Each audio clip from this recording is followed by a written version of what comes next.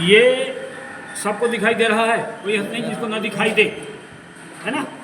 अभी आज पुनः एक बार आपको बेसिक टूलों की जानकारी दूंगा। आपको हर चीज़ की जानकारी होनी चाहिए, ठीक है, तब तो आप इनका उपयोग कर सकेंगे, नहीं तो नहीं कर पाएंगे। ये जितने भी इस टूल बॉक्स के अंदर टूल हैं वो एक डीजल मैकेनिक को विंग मैकेनिक इशू होते हैं। जैसे मान लीजिए आप किसी भी कंपनी में काम कर रहे हैं तो आपको ये टूल इशू होगा, ठीक, और रोज़ाना आपको इशू रहेगा। जब आप छुट्टी जाएंगे उस टाइम पर ये जमा हो जाए, ठीक है। इसको बोलते हैं बेसिक टूल या एमडी टूल किट। कौन कौन इनका नाम जानते हैं, क्या बोलते हैं? Spanner, open spanner, open ended spanner, open ended spanner. ये कुल संख्या में कितने होते हैं कौन बताएगा?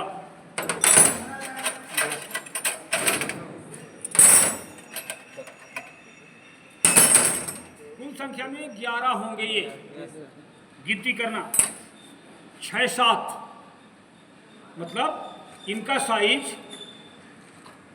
इस भाग को बोलते हैं जबड़ा, है ना।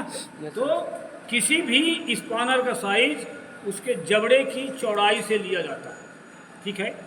स्टार्टिंग कहाँ से होगा? 6-7। इसमें एक साइड में लिखा होगा 6, दूसरी साइड में 7 लिखा ना, तो मतलब इसका जबड़ा जो है एक साइड में 6 mm, दूसरी साइड में 7 mm का है, ठीक है। 6-7, 8-9, 10-11, 12-13, 14-15, 16-17, 18-19। ये 6-7 से लेकर 18-19 तक क्रमशः सम संख्या पहले, विषम संख्या बाद में, ठीक है। इसके बाद 18-19 के बाद में 20-22, एक साइड में 20, एक साइड में 22। इसके बाद 21-23, और इसके बाद 24-27। इस प्रकार से कुल 11 होंगे। 11 या 10 देखते कितने होते हैं, मैं बताता हूँ।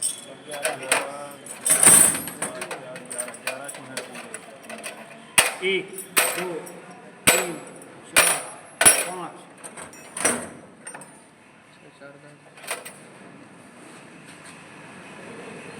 6, 4, 10, 11 नहीं है, 10 है। 11 में जो होता है 30-32, वो इसमें नहीं होता। इसमें 10 स्पानर आपको ओपन एंडेड, ठीक है। इनको कोई भी आदमी रिंच नहीं बोलेगा, स्पानर है ये, ओपन एंडेड और रिंग। इनको कोई भी आदमी रिंच नहीं बोलेगा। रिंच क्या है हम बताएंगे। रिंच में स्पानर में क्या अंतर हम आपको बताएंगे, ठीक है। अभी ये ओपन एंडेड स्पानर है, इसको आप ओपन एंडेड स्पानर ही बोलेंगे। इसी प्रकार से इनको कोई भी आदमी टी रिंच नहीं बोलेगा। टी रिंच बघेली भाषा है। ये क्या है? रिंग स्पानर। क्या है ये? रिंग स्पानर। इनकी भी संख्या इसी प्रकार से 10 है। सेम जैसे ये हैं वैसे ये भी 10 हैं। 6-7, उसमें एक ही साइड दोनों हैं। इसमें एक साइड में 6, दूसरी साइड में 7 लिखा मिलेगा। 6-7, 8-9, 10-11, 12-13,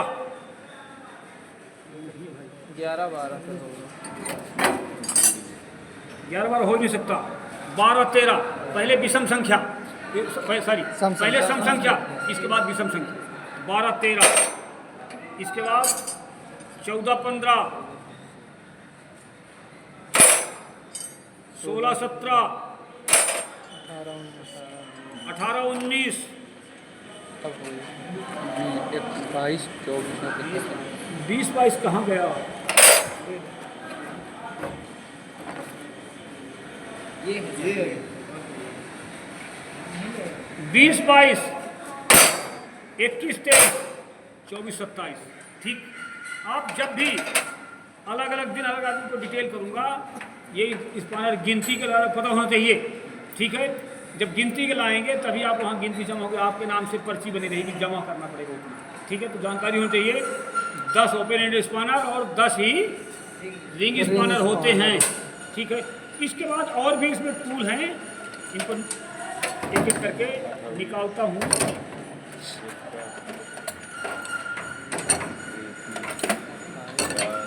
कौन बताएगा? ड्रिफ्ट, इसका नाम है ड्रिफ्ट। ये जो है किसी भी, यहाँ बातें नहीं ध्यान में रखिएगा, किसी भी होल में कोई नट नहीं बल्कि बोल्ट या पिन फंस गई है, उसको ठोक कर निकालने के लिए इसका प्रयोग यह इसका नाम होता है ड्रिफ्ट। ठीक है, ड्रिफ्ट के बाद में इसका नाम कौन कौन जानता है? गैप नापने का होता है, लेकिन नाम क्या है?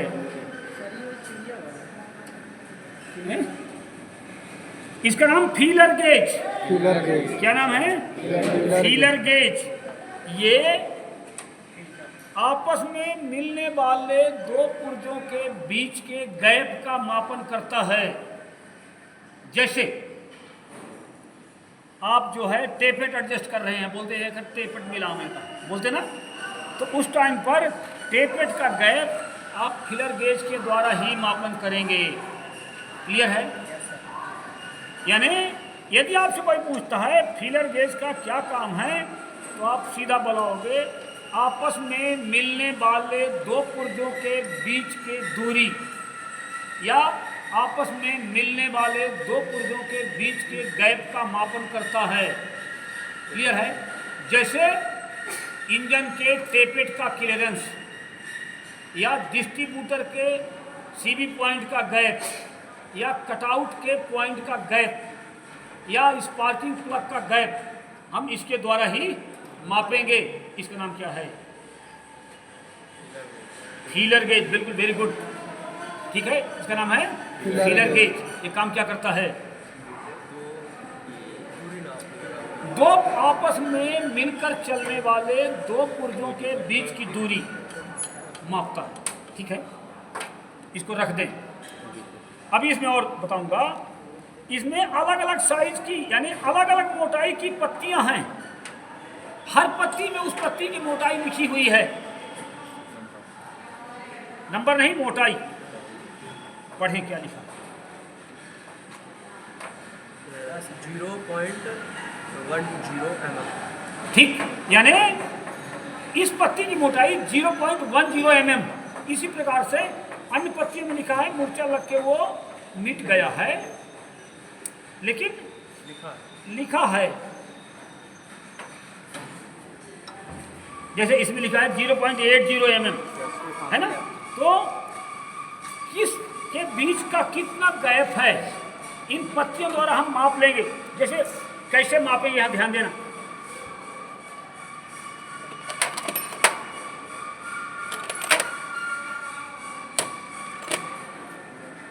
एक ये पुर्जा है, एक ये दोनों बराबर नहीं। इसका माप लीजिए सर,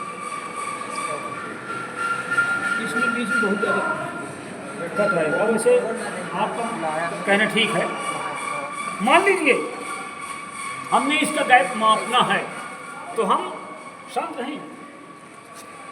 कभी भी क्लास में कोई भी आपस में मजाक नहीं करना। इसका गैप मापना है। अब हमारे पास एक पत्ती नहीं, हम दो पत्ती मापना है। 2 पत्ती ले लेंगे या नहीं अगर 4 पत्ती ले लेंगे। हमको ये पता है इसका गैप जो है वो 10 mm है ना? तो हम 10 mm की पत्ती सेलेक्ट कर लेंगे। सेलेक्ट कर लिया और इनके बीच के गैप को हमने इस प्रकार से मापन कर लिया। ये ठीक है, ये क्लियर हो गया। उसी प्रकार से हम जो मेन काम करना है टेप एडजस्ट करना है, इसके द्वारा हमने टेप एडजस्ट करना, जिसको बोलते हैं चिड़िया मिलाना है, बोलते हैं ना बघेली में, तो उसको बोलते हैं टेपेड। हम मेन जो आपके काम में सबसे ज़्यादा आएगा टेपेड रस करना इसके द्वारा आएगा। तो हम इसको, ये दो आपस में मिलने वाले पुर्जे हैं, लेकिन आपस में मिलकर चलते हैं, स्थिर नहीं। आपस में मिलकर चलने वाले दो पुर्जों के बीच के अंतराल को या गैप को या क्लियरेंस को, अंतराल गैप क्लियरेंस सभी की बात है, ठीक है ना, उनको मापने के लिए हम फीलर गेज का उपयोग करते हैं। इसके अंदर स्टील की बनी हुई अलग अलग साइज की विभिन्न पत्तियां होती हैं, ठीक है, क्लियर हो गया। ये एक होल्डर के बीच में, जब इसका चैप्टर आएगा डिटेल आपको लिखा दूंगा, ठीक है, इन सब का चैप्टर आएगा।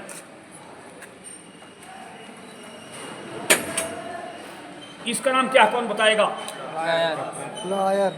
Plier combination. Plier combination. अब इसको आप कटिंग प्लायर भी बोल सकते हैं, लेकिन इसका शुद्ध नाम क्या है? Plier combination. ये कहाँ पर प्लायर का काम करेगा देखना। जैसे मान लीजिए कोई चीज़ गड्ढे में फंसी है किसी होल में, हम इसको पकड़ करके और निकाल लिया प्लायर, ठीक है, जैसे मान लीजिए होल के अंदर है, पकड़ के निकाल लिया प्लायर। कॉम्बिनेशन, कोई चीज़ खुल नहीं रही है तो ये इस हिस्से से इसको पकड़ लेगा। अब इसको जो है ग्रिप कर लिया, सर इसको इधर पकड़ लेंगे तो बिल्कुल ठीक है। हमें इसको खोलना है, ये पकड़ लिया और यहाँ स्पैनर लगा लिया, 17 के स्पैनर दो,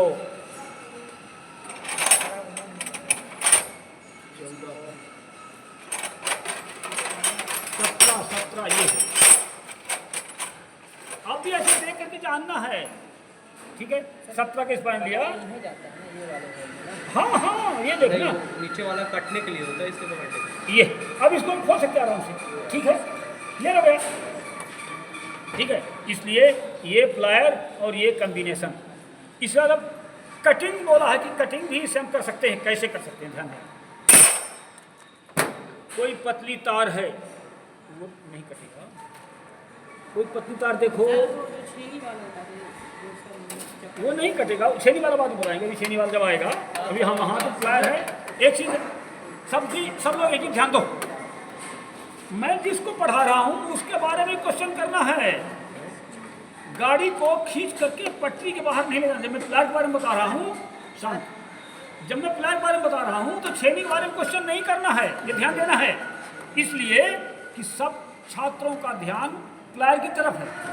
हम दूसरे क्वेश्चन में ले जाएं, इट इज वेरी रॉन्ग, ये बहुत गलत है। आपका डाउट है, हमें काटना है। पहले ये देखिए, ये प्लायर का काम करता है, ये पकड़ लिया है ना। अब इसके बाद में ये कटिंग काम करेगा, ये यहाँ इसे लगाएंगे, ये कटिंग काम करेगा ना। और स्टील वायर काटना है तो उसको यहाँ देखना,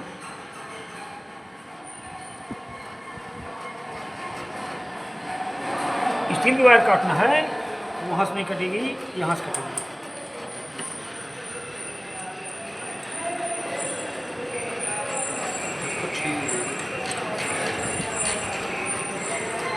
ये रबर भाग देती है जी सर, स्टील का है वो कट जाएगा। ये जब दबाएंगे ना, इसके दोनों बीच में काट देंगे, ठीक है, मतलब जिससे सरिये की तार मार